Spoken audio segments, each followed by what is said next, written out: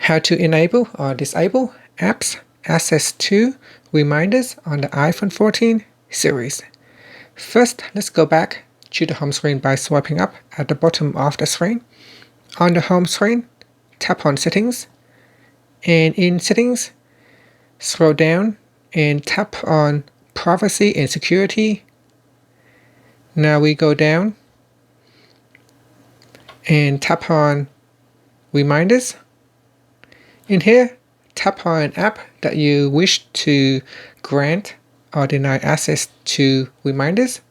So if you want to deny permission of this app to reminders, then you need to tap on the toggle button and that it has switch off.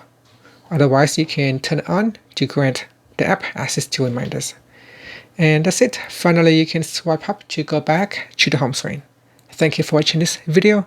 Please subscribe to my channel for more videos.